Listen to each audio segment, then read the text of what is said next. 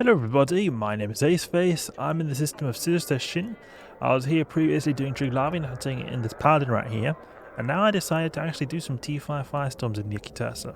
The paladin actually is a very good complement to using an armor-based ship if you're using armor-based ships in the Abyss, because here I'm using actually my high-grade Asklepian Implants for this paladin. It's being used to do Triglavian hunting, and we're like, so far the test so far this has been passing with flying colors, going really well.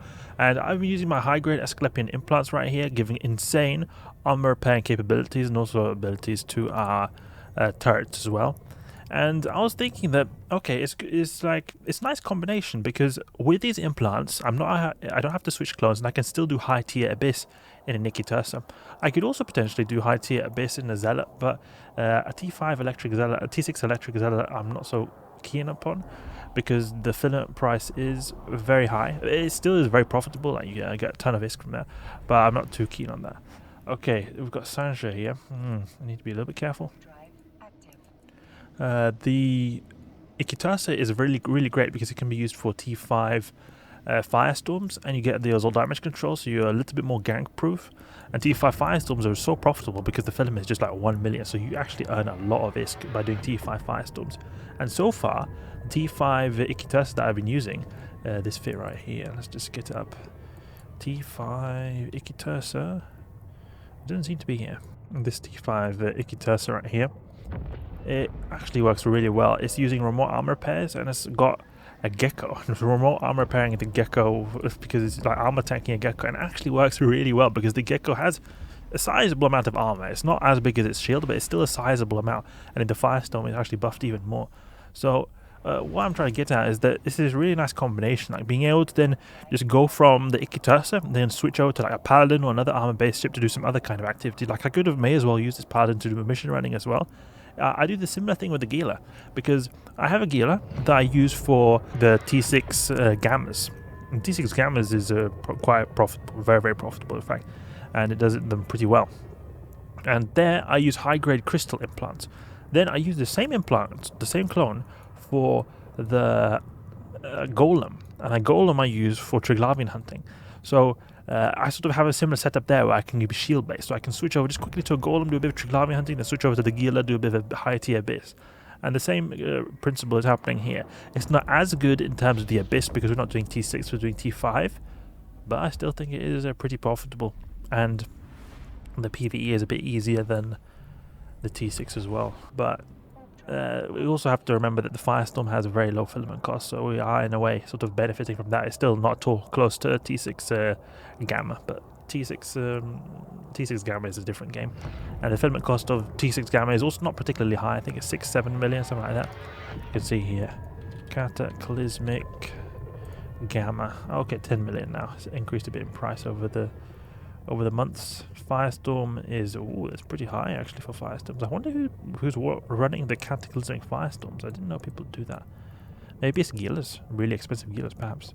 Exotic, electric, oof, dark. Yeah, Gamma is actually the lowest. That's the one I run. That's quite funny actually, because I thought that I was not being so efficient by using Gamma, but actually doing T6 Gammas, it works very well for me. It's been working very well for me on Gila.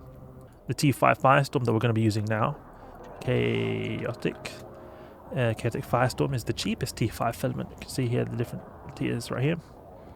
The cheapest one. So I'm using the cheapest T6 and cheapest T5. I think that's pretty cool, because we earn the most amount of profit. But there's a reason that they're cheaper.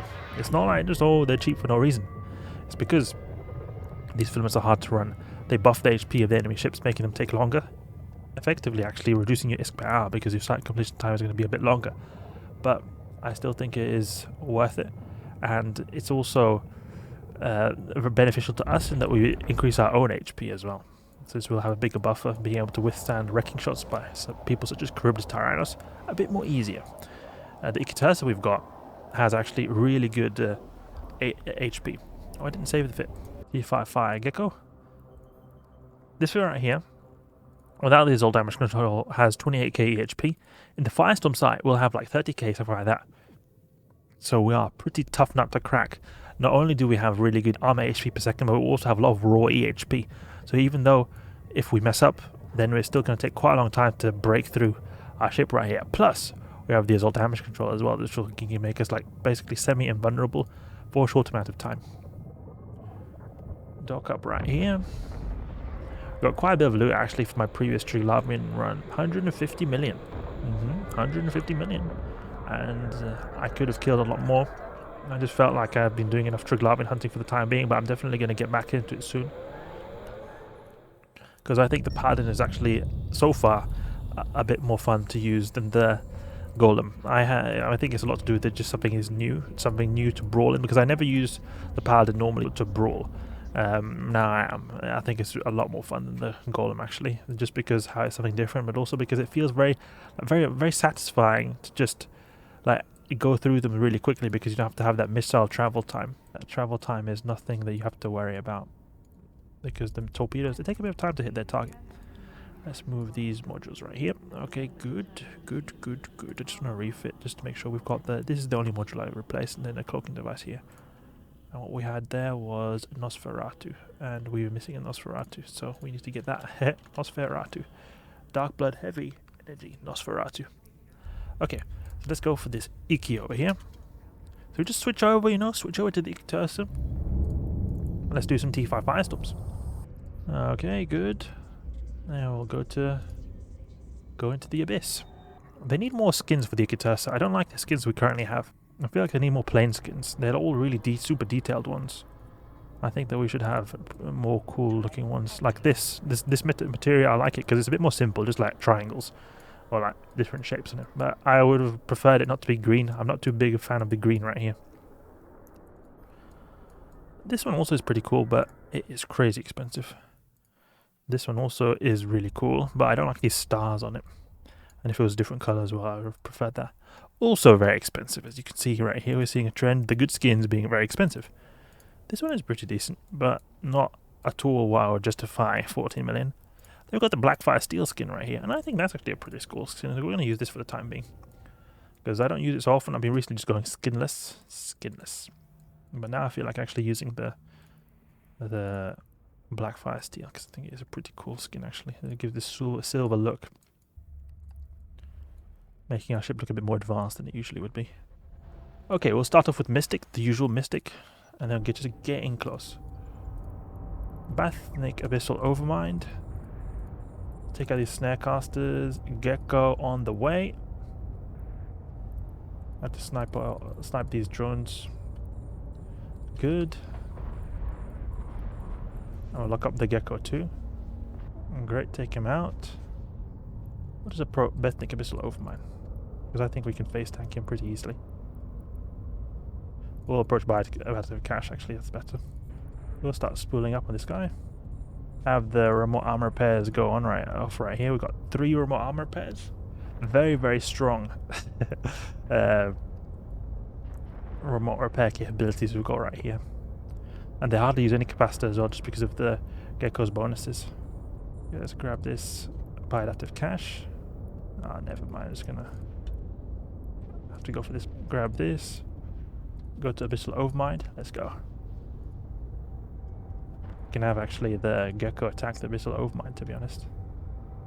I think that could be an option. Just need to get in occult range as quick as possible so we can start spooling up, because we're at 0 in terms of our occult spooling up capabilities. Okay, it's good. The tank is really good right now. We could try sniping these little frigates over here, because we are not in occult range. A bit closer. Go a little bit to the side. I want to just continue, like, take the brute force damage from a T5 Abyssal Overmind. Okay, great. Now we switch over to occult. There we go. Now we orbit at 15 kilometers just to maximize transversal right here. We're getting some big hits, penetrating shots. Now he's missing. That's great to see. Have the drone perhaps go for gaze dim over here. Just take him out. We could perhaps orbit a bit closer, because just in case, we do not want to get out of spool range, because that's going to be very unfortunate right there. Because we don't want to waste the progress we've made so far. 550. Get a bit closer. He might be an attacking code or something. Not 100% sure, because he is really keeping his sweet range. Even though we're saying to orbit 10 kilometers, he's still keeping his range. It's very strange. Well, we're closing the distance now, 70 kilometers. Okay, and we're also spooling up damage to almost 700 DPS. So orbit right here. Our drones hardly took any damage at all. Just have him deployed all the time, because he is such a powerful drone. He can be taken care of by our remote armor repairs. He's going to the abyssal depths, I think. That's why he's taking a bit of shield damage. What's our DPS now? 820. Oof, that's great to see. Oh, we did not grab the bi-adaptive cache. Are you kidding me? Did not grab the bi-adaptive cache. Ugh. That is very, very silly of me. I'm gonna waste a bunch of time. I think we might actually have to skip the bi-adaptive cache. That sounds so silly, but considering the distance we have to travel, I think we might have to actually go and skip the bi-adaptive cache right here, because it is 50 kilometers away. We're going to waste a bunch of time. Well, actually, we have got a bit of time to spare. But I just tried to save as much time as possible when I'm using the Ikitursa, just because the time can be quite a big problem when in the T5 Firestorms. Okay, now we're going to go back. We do not need to waste our time anymore. Speed up Ikitursa. We could actually make it towards the bi-adaptive, I think. We're at 5 minutes 30. The transfer conduit is 27 kilometers away. Are we going to be able to do this without wasting too much time? It just feels like such a waste to not go for the bi-adaptive cache, but I should. And I should not at the same time. I think we can go for it. Let's just go for it. Silly. It's a lot more risk I'm taking right now. But I'll take it.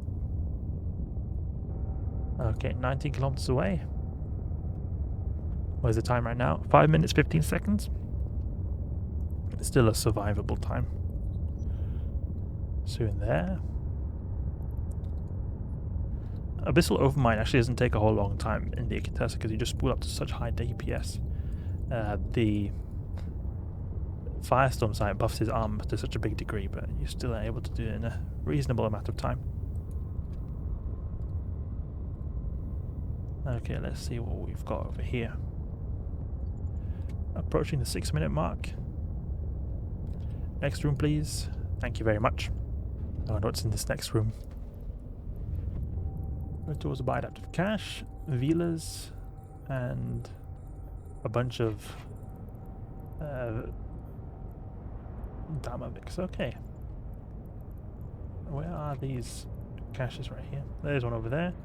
There's one over there. I think we're just going to go straight for the bi-adaptive cache, just to save a bit of time.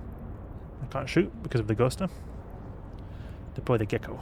So many Veles. Whoa. Now we can look up that Gecko too. Can remote repair him a bit. He's got a bit of tachyon cloud right here. Go for his bi-adaptive cache. We'll have the Gecko go on the bi-adaptive cache just so we can get a bit in range so he doesn't drift out too far. Let's go for this one. We can also web this guy soon. Webbity web. Okay, we can web the ghost instead. Not so great. 3 mil from T5. That's really pathetic, actually. Let's go for the Gecko over here. Not the Gecko, the ghosting Damavic.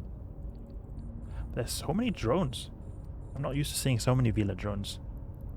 Could perhaps mean that there's a lot of Vedmax or a lot of frigates. I don't know which one deploys more Vela drones than the other. Because I would assume that the Vedmax deploy more drones than the Damavics, but I don't know if they proportionally to how many there are deployed on grid, how many they have. If maybe Damavics have an unusually high amount of drones spawned compared to how many there exist here. Keep a range 10 kilometers, I think.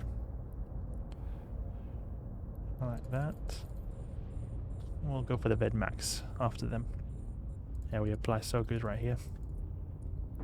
Have the Occult spool up, working its way through the Vedmax armor. Keeping range 10 kilometers. Just web them a bit. I can't though, he's keeping a sweet range. He's a bit quicker than us. Heavy assault cruisers are called heavy for a reason. They're heavy boys. They're pretty slow. But they also are assault cruisers, so they do a ton of damage. Heavy assault cruisers. We don't have any assault cruisers, we just have heavy assault cruisers. I'm guessing that they consider the T1 variants just be assault cruisers like combat ships. Then we've got the heavy ones here, heavy assault cruisers. Because you do have assault frigates. They're not called heavy assault frigates, they're called assault frigates. So they left the heavy prefix out there. Could be that they mean that they would have a separate ship class that's called assault cruisers. That may be a bit lighter, less tanky than the heavy ones, and a bit faster. Oh, we need our remote repairs going on right here. They are not on the Gecko because he cruised out of range.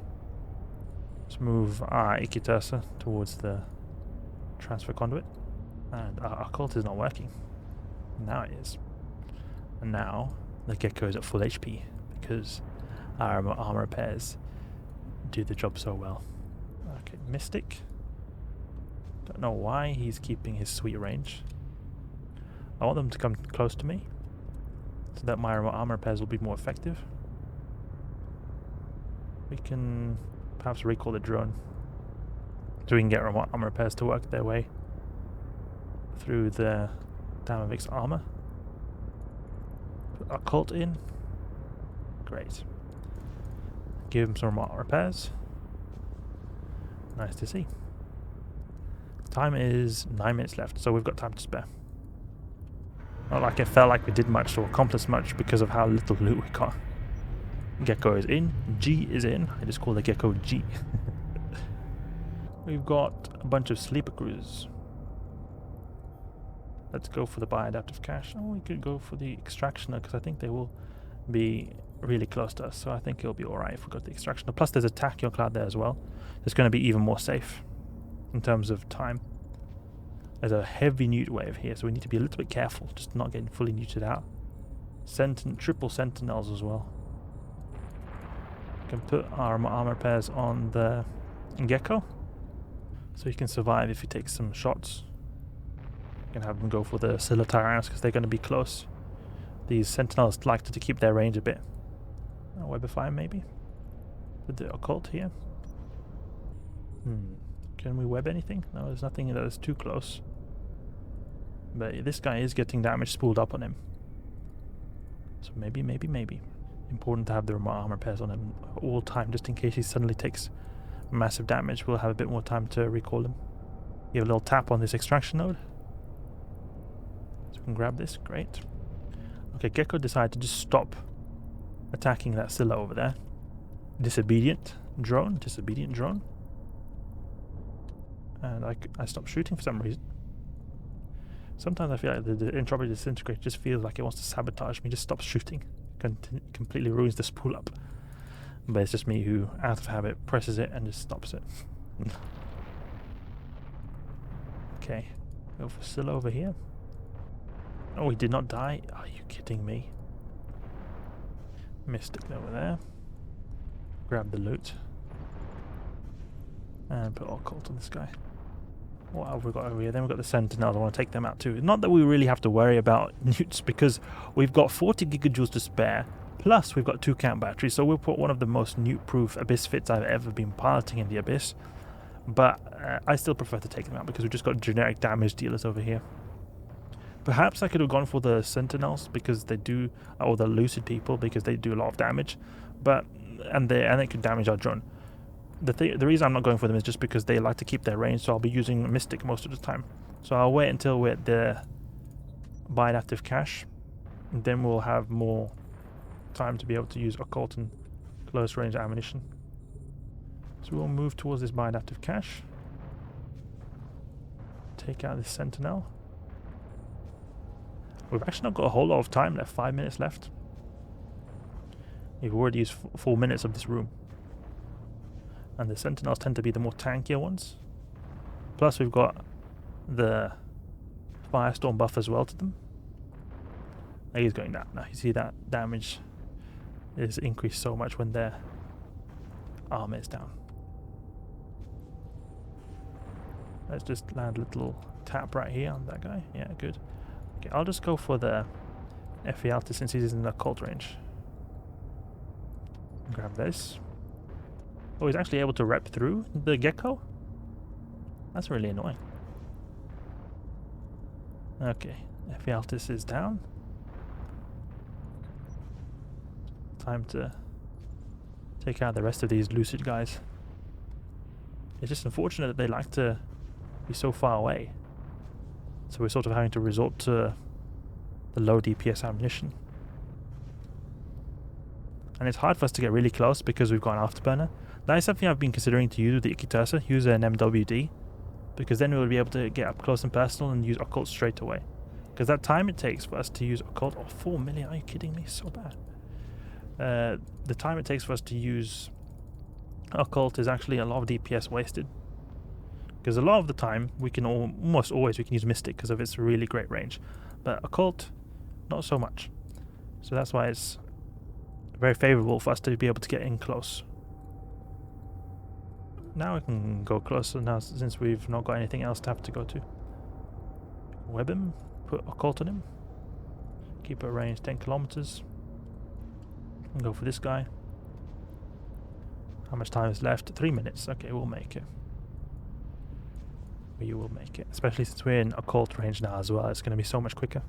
But these kinds of waves are one of the trickier waves because it's like the target, there's a lot of targets and they've not got a whole lot of HP, so we don't have enough time to really spool up to significant levels.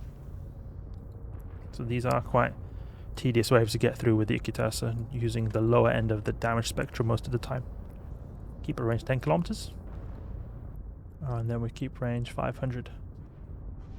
Okay, there. There we go. Let's hope for no abyssal escalation right here, no gankers. I don't think there will be because there's very little people online right now. We'll see. I mean, that's the price we would have to pay for doing something as dumb as running T5 Firestorms and Jita. Okay, great, no gankers. So, that went pretty smoothly. We didn't have so much time left, 3 minutes left, but I did do some dumb mistakes. I went for extraction nodes unnecessarily, and it still felt like we had a bit of a margin of safety. So I didn't think it goes so smoothly using this Ikitursa with the Asklepian Implants. Expensive, but can be quite profitable. Not like this time. This was really bad, actually. Look at this. Oh, 33 million from a T5. Like, what is that? But still, able to use the same clone as I do in that Paladin for Triglavian hunting, I think it's pretty cool being able to just use the same thing in multiple roles, you could say, multiple high-end activities. I'm pretty happy about that. It just feels like you've got like a good setup that you can use to do multiple things depending on what you're in the mood to. If you are in the mood to going out on a full expedition, go with the Paladin and Triglavian hunting. Are you in the mood of doing just a quick Abyss site, or go with the Ikitursa? I think that is a pretty cool potential setup. We'll just see how good the Triglavian hunting goes for the Paladin, how good these T5 Firestorms keep on going in this Ikitursa. But I have high hopes. So that's enough for now. Hope you guys enjoyed. Asklepian Implant clone doing wonders in high-sec is-making activities. If you did enjoy the video, please leave a like and subscribe. I'll catch you guys later.